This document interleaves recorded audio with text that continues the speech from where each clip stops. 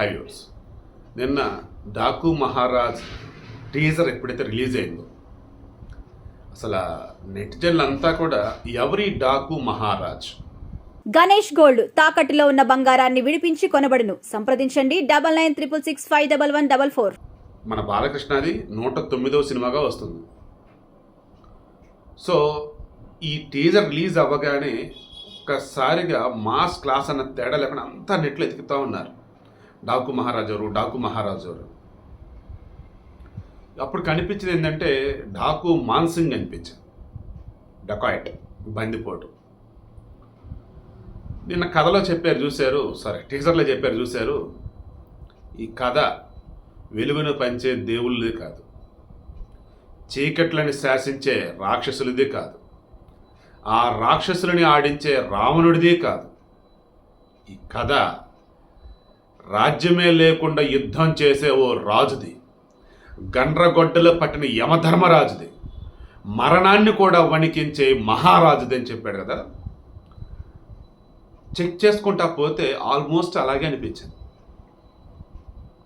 1953లో మధ్యప్రదేశ్లో చంబల్ ఏరియాలో ఈ డాకు మాన్సింగ్ వస్తున్నాడు, ఒక పెద్ద పబ్లిక్ మీటింగ్ ఉందని చెప్పేసి అధికారులకు తెలిసింది. అప్పుడు అధికారి వెళ్ళాడు మఫ్తీలో. అక్కడ ఈ డాకు మాన్సింగ్కు వచ్చినటువంటి ప్రజాదరణ, అతను మాట్లాడుతున్నప్పుడు ఈ జనం నుంచి వచ్చిన స్పందన చూసి పిచ్చెక్కింది అతనికి. అసలు ఎవరితను? నార్మల్ పర్సన్, కానీ లక్షల జనాలు అతను నిరాదరణ పలుకుతూ ఉన్నారు. టీజర్లో చెప్పిన డైలాగ్ ఉంది, రాజ్యమే లేకుండా యుద్ధం చేసే మహారాజు. దాన్ని నిజమే.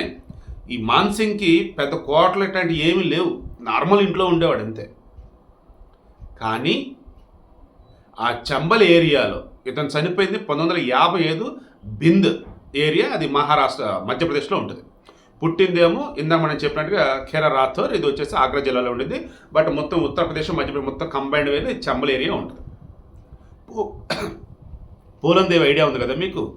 చంబల్ ఏరియా అంటే ఆమె గుర్తొచ్చింది మనకి, చంబల్క రాణి అంటారు. సో ఈ చంబల్ ఏరియాలో ఏంటంటే 12th ఫెయిల్ మన సినిమా చూశారు కదా, బాలీవుడ్ సినిమా, అందులో కూడా చూపించేది ఏంటంటే ఈ చంబల్ ఏరియా, ఈ ఉత్తరప్రదేశ్ మధ్యప్రదేశ్ ఈ ఏరియాస్లో ఎక్కువగా ఎలా ఉంటుందంటే, కొన్ని ఏరియాస్లో వెనుకబడిన ప్రాంతాలలో ఏదైనా సరే ఆ ఊరిలో కొంతమంది ఉంటారు, బడా బ్యాచ్, వాళ్ళు చెప్పింది సాగాలి. అండ్ స్కూళ్ళలో కానీ కాలేజీలో కానీ అంతా పాస్ అవ్వాలి. సో మొత్తం స్లిప్లే, పోలీసులని మిగతా ఏం చేసేది ఉండదు. అయితే ఈ బడా బ్యాచ్ ఉన్నారే, వారిని కొల్లగొట్టి పేద ప్రజలకు మేలు చేసినటువంటి వాడే ఈ డాకు మహారాజ్ అలియాస్ డాకు మాన్సింగ్. అమితాబ్ బచ్చన్ కూడా చాలా సందర్భాల్లో చెప్పాడు, తన చిన్నప్పుడు కథలుగా వినేవాడిని ఈ డాకు మాన్సింగ్ గురించి. 1971లో డాకు మాన్సింగ్ కథను ఆధారం చేసుకుని ఒక సినిమా వచ్చింది. 2019లో మనోజ్ బాజ్పేయి అతను మెయిన్ లీడ్ రోల్ అన్నట్టుగా సినిమా కూడా వచ్చింది. ఇప్పుడు తెలుగులో డాకు మహారాజ్ అంటూ వస్తుంది మన బాలకృష్ణతో. నాకు ఆ టీజర్లో చెప్పింది మొత్తం చూస్తుంటే, ఈవెన్ టీజర్ రిలీజ్ అయిన తర్వాత డైరెక్టర్ చెప్పిన ప్రకారం ఏంటంటే ఎక్కడ కూడా డూపులు లేవు, అన్ని ఒరిజినల్లే అన్నాడు. అంటే ఏంటి, గుర్రం మీద స్వారీ చేసినా బాలకృష్ణనే, ఫైటింగ్ సీన్స్లో ఉన్న బాలకృష్ణనే. అంటే ఓ రకంగా బాలకృష్ణ ఈ అన్స్టాపుల్ షోలో ఏవైతే కొన్ని ఎక్స్ప్రెస్ చేస్తూ ఉన్నాడో అవన్నీ కూడా అందులో చూపించబోతున్నారని నాకైతే అనిపిస్తాను. సరే, అసలు పాయింట్కి వెళ్దాం. 1890 నుంచి 1955 మధ్యలో అసలు ఏం జరిగింది? ఇతను పుట్టాడు అందరిలాగా నార్మల్ లాగే, ఎదుగుతూ ఉన్న క్రమంలో సొసైటీలో అసలు ఏం జరుగుతుంది ఏంటి? అప్పటికే బ్రిటిష్ వాళ్ళు వచ్చేసి మనల్ని అల్లలాడిస్తున్నారు, పక్కన స్వతంత్రోద్యమ పోరాటం జరుగుతూ ఉంది. ఈ చంబల్ ఏరియాలో వచ్చేసి ఏంటంటే ఎక్కువగా ఆ ఊరి పెద్దలు బడా బ్యాచ్ ఎవరైతే వాళ్ళదే. సేమ్ విక్రమార్కుడు సినిమా ఐడియా ఉందా మీకు? సేమ్ అటువంటిది అనుకోండి.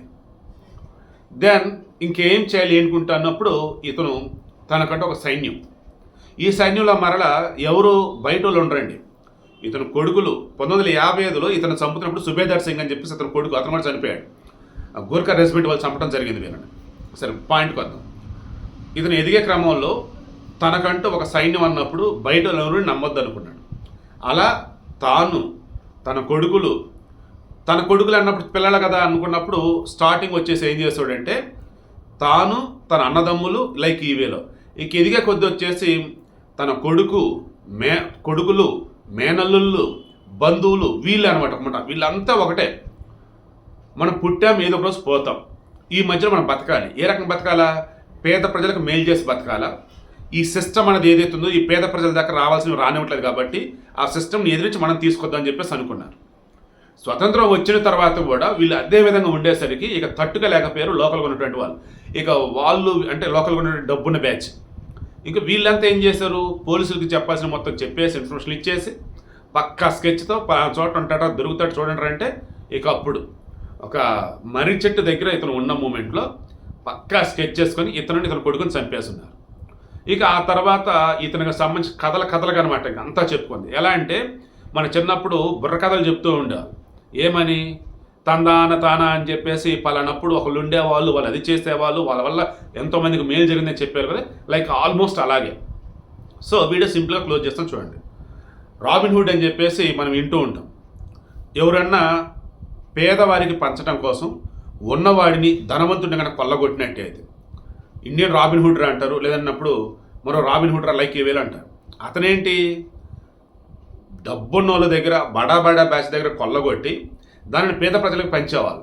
వాళ్ళు ఎప్పటికీ హీరోలు అన్నట్టు చూస్తారు. మీకు వీరప్పన ఐడియా ఉన్నాడు కదా, చనిపోయినాడు. ఈ వీరప్పన కూడా కొన్ని తమిళనాడులో కానీ ఆ కేరళలో కానీ కర్ణాటక సంబంధించి కానీ చూసుకుంటూ ఉన్నప్పుడు కొంతమంది ఈ పేద ప్రజలు ఎవరుతున్నారు మహారాజులో చూసేవారు. కారణం కూడా ఇదే. ఇతను కూడా ఈ గంధపు చెక్కల ద్వారా కావచ్చు, ఏనుగు దంతాల ద్వారా కావచ్చు, ఈ వచ్చిన డబ్బుని పేద ప్రజలు ఖర్చు పెడతా ఉండేవాడంట. ఈవెన్ మన దగ్గర కూడా ఈ బందిపోట్లు అనేవాళ్ళు చాలా చోట్ల హీరోలుగా కీర్తించబడుతున్నారన్న. బందిపోట్ల కథలు వచ్చేసి చరిత్రలో గొప్పగా నిలిచినాయన్న. కారణం ఇదే. మీకు కొండవేటి దొంగ మన చిరంజీవి గారి సినిమా ఐడియా ఉంది కదా, సేమ్ ఆ సినిమా కూడా ఎవరికి ఇన్స్పిరేషన్ ఇటువంటిది అనుకోవచ్చు. ఇతను మరలా ఈ ఠాకు మాన్సింగ్ అంత గొప్పగా చదివింది ఏమిలే, తక్కువే చదువుకున్నాడు. కానీ చిన్నతనం నుంచి కూడా పేద ప్రజలకు మేలు చేయాలి. డబ్బున్నోడు పెత్తందారులు భూస్వాములు ఎవరైతే ఉన్నారో వారి యొక్క అరాచకాలని అడ్డుకట్టవేయాలి. లైక్ ఈవేలో ఠాకూ సింగ్ అక్షరాల 1112 దొంగతనాలు, దాదాపు 300-500 చిల్లర వచ్చేసి హత్యలు. దారుణం ఏంటంటే అందులో 32 మంది పోలీసులనే చంపాడు. ఇక అతను దోచుకున్న సంపద మొత్తం లెక్కట్టాలంటే అసలు లెక్కలో దొరకదనమాట. ఎందుకంటే ఎప్పుడు పనిచేసుకుంటూ ఉండేవాడు. ఎప్పుడైతే ఇతను పోలీసులు చంపడం మొదలెట్టాడో ఇక గవర్నమెంట్ ఈయన వదలగొడతారనుకున్నారు. పక్క స్కెచ్ చేసినప్పుడే ఈ 1953లో ఓ సభ జరుగుతున్నప్పుడు నువ్వు వెళ్ళి అసలు ఏంటి చూడవయ్యా అన్నప్పుడు జనాలు సపోర్ట్ చేసి అధికారం షాక్ అయ్యాడు. ఇక వీడిని చంపాలంటే ఒంటరిగా ఉన్నప్పుడే చంపాలి, జనంలో ఉన్నప్పుడు అంటే మనల్ని చంపేస్తారు రా బాబు జనాలు అని చెప్పేసి అనుకుని పక్క రిపోర్ట్ ఇచ్చాడు అతను. అలా 1955లో పక్క స్కెచ్ చేసేసుకొని ఒంటరిగా అతను కొడుకున్నారా పలానా చోట అన్నప్పుడు పక్క స్కెచ్తో టప్న వేసి పడేశాను. సో ఇది ఠాకు మాన్సింగ్ కథ. మేబీ డాకు మహారాజ్ మన బాలకృష్ణ సంబంధించిన స్టోరీ కూడా చూస్తూ ఉంటే ఆ టేజర్లో అది చెప్పిన విధానం చూస్తుంటే ఆల్మోస్ట్ ఈ మాన్సింగ్ కథే నాకైతే అనిపిస్తాం.